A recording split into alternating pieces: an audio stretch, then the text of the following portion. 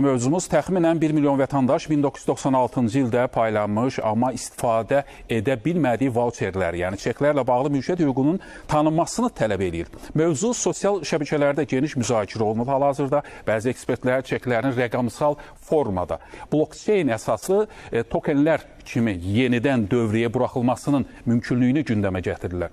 Bu yanaşma reallaşarsa həm vətəndaşların itkilərinin kompensasiyası, həm də kapital bazarlarının canlanması baxımından yeni mərhələ başlaya bilər. Milli Məclisin bəzi deputatları da vətəndaşların hüquqlarının tanınması təklifi ilə parlamentə çıxış ediblər. Bu təşəbbüs real görünürmü və vətəndaşların vauçerlərlə bağlı haqları doğrudan olaraq qaytarıla bilər? Mövzunun müzakirəsini Milli Məclisin deputatı Aydın Hüseynovla davam etdiririk. Aydın müəllim, buyurun, eşidirik sizi. Uzun illərdən sonra yenidən bu reallaşa bilərmi? Yeni mexanizm varmı sizcə?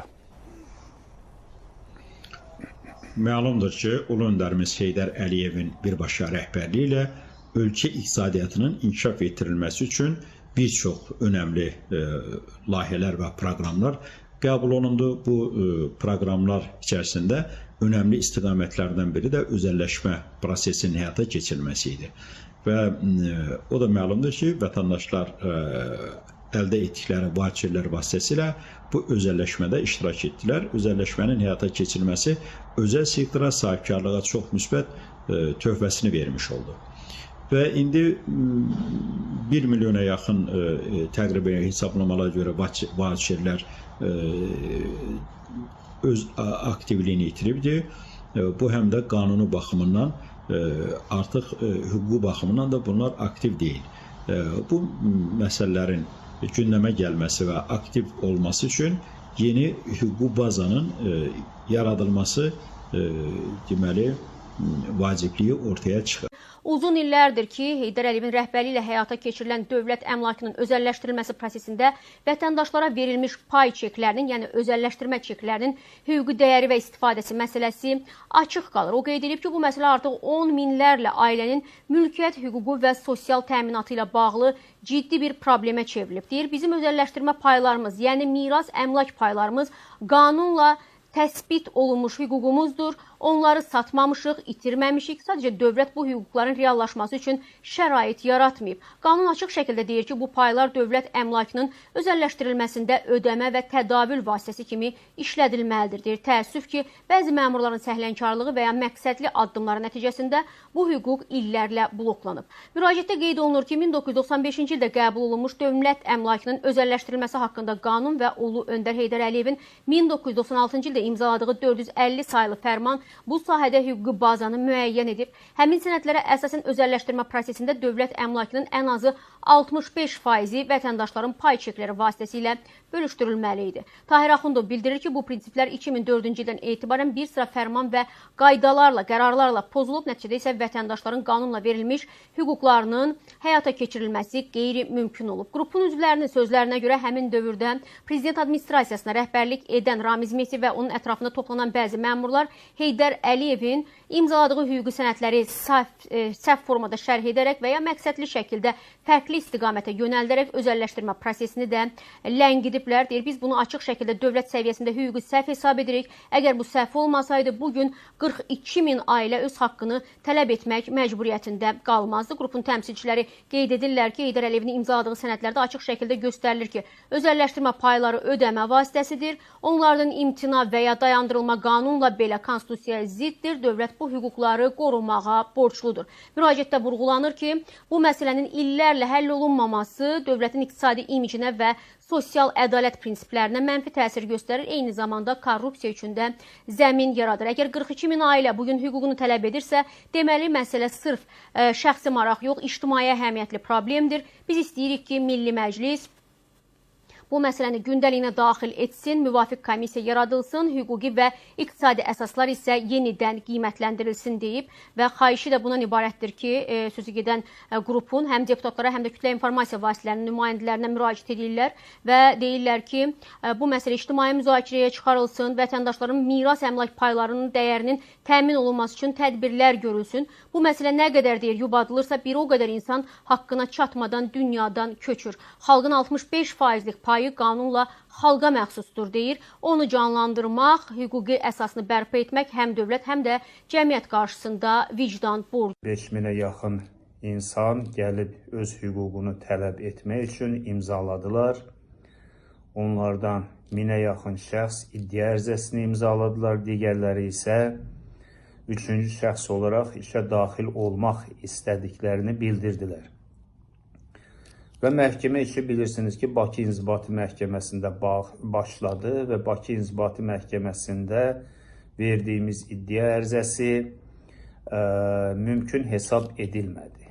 Yəni, bu işi qərardadla rədd elədi ki, məhkəmə bu işin araşdırılmasına, yəni mahiyyət üzrə araşdırılmasına ehtiyac yoxdur.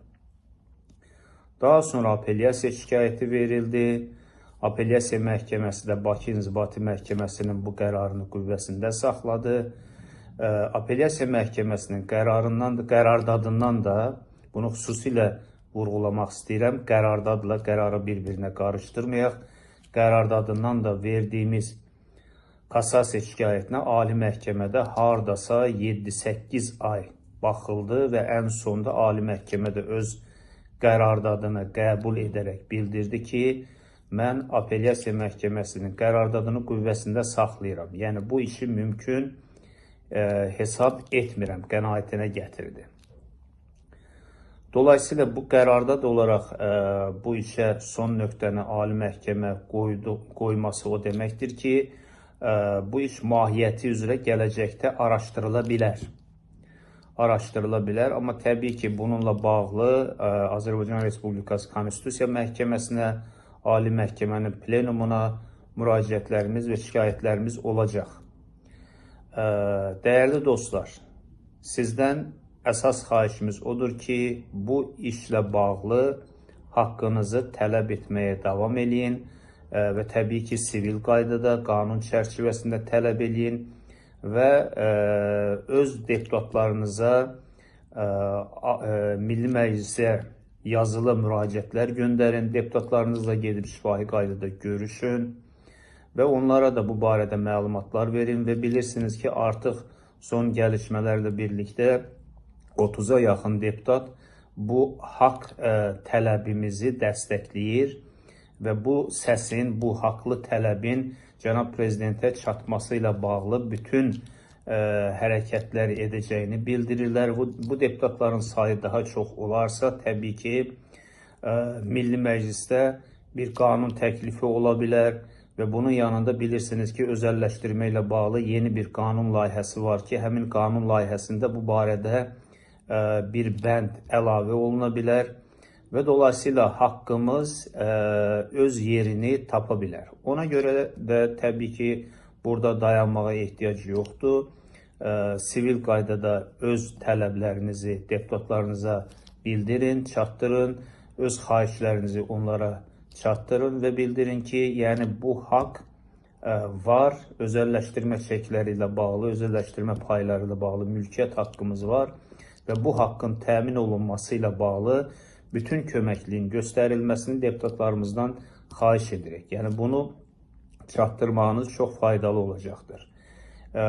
Eyni zamanda, təbii ki, bu məlumatların bir-biri ilə paylaşmağınız, bir-birinizə məlumat verməyiniz də internet şəbəkələrində, internet resurslarında paylaşmağınız da faydalı olacaqdır. Bilirsiniz ki, bu deputatların müraciətlə bağlı bir yazılı müraciət forması da var. Bu müraciət forması bizim bu videonun